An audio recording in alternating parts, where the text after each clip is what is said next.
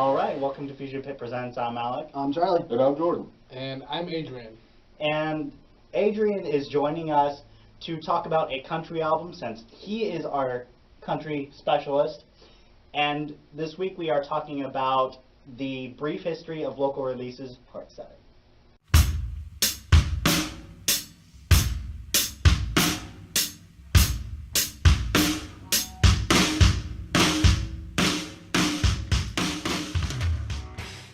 Released in 2012, the band Sun Shepard released the album The Procession of Trampling Hooves. While you know upon listening to this album that it's sludge metal, I feel that they really reached back and brought in some doom metal vibes, which really seemed to work for them.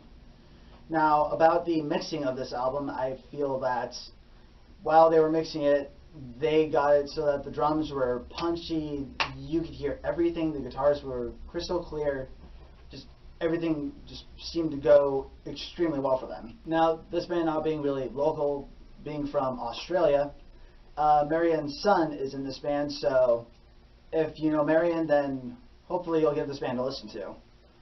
For these reasons, my favorite song is Awaiting the Fire Pits.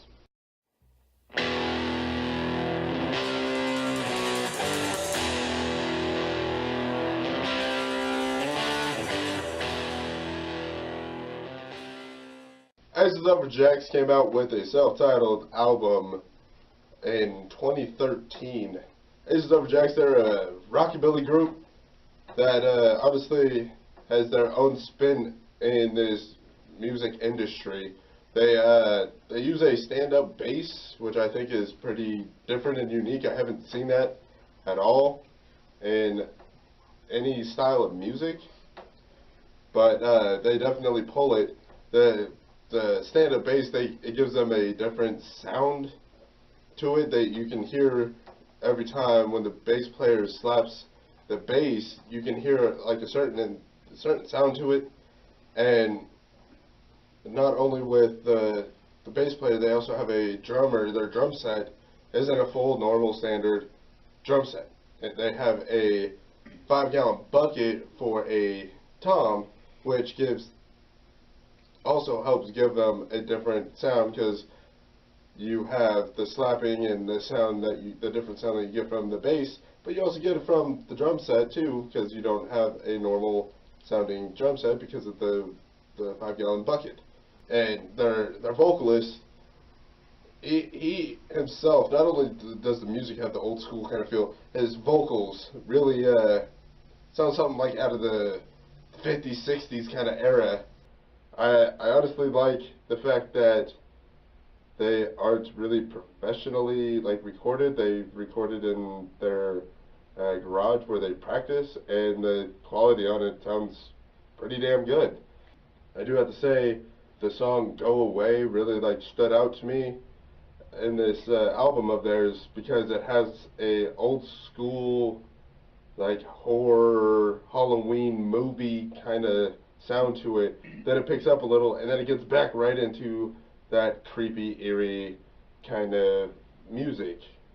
The Aces Over Jacks, they all together vocally and the type of music, I do have to say they have a lot of old school influences in it.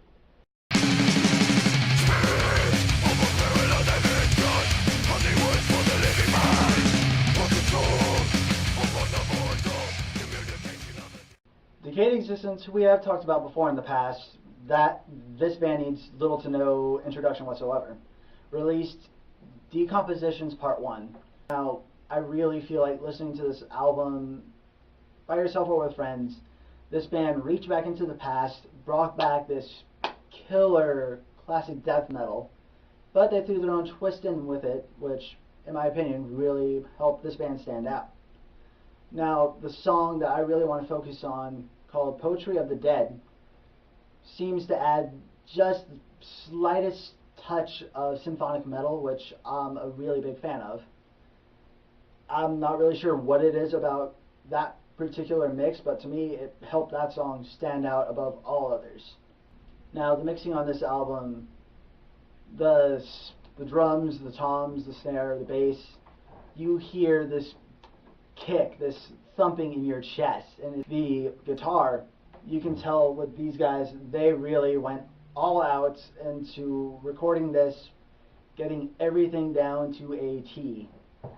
And for all these reasons I have mentioned, my favorite song from this album would be Poetry of the Dead.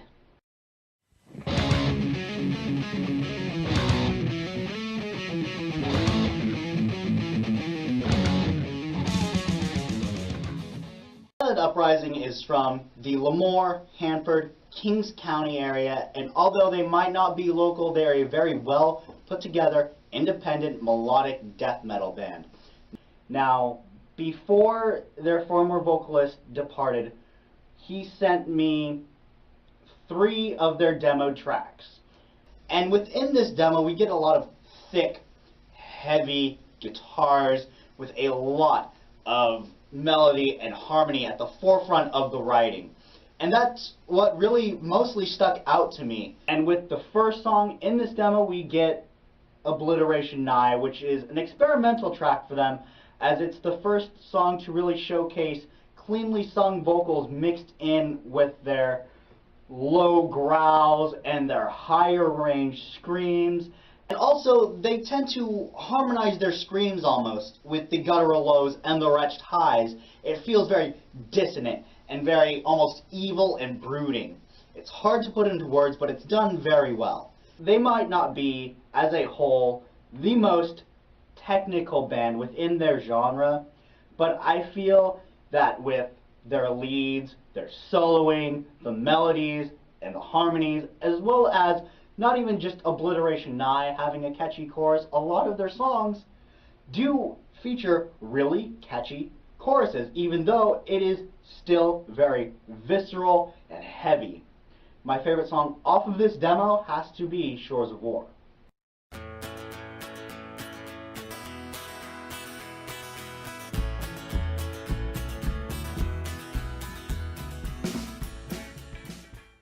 Brandon Antakk and the Hellhounds came out with an album in 2012 called Blood, Sweat, and Beers. It reminds me a lot of a rockabilly, psychobilly type feel. Hank III is someone I could really compare them to. The music, the way that they're playing on the album really reminds me of like kind of a back porch picking session.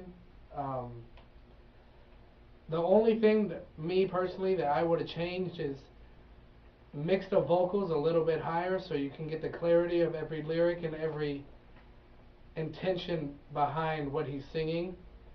And my favorite song on the album is 57 Chevy. Alright, this has been FusionPit Presents. I'm Alec. I'm Charlie. I'm Jordan. And I'm Adrian. You guys are awesome. Make sure you give Silent Uprising, Son Shepard, Decayed Existence, Aces over Jacks. Brandon Antakk and the Hellhounds. a good listen. Stay metal.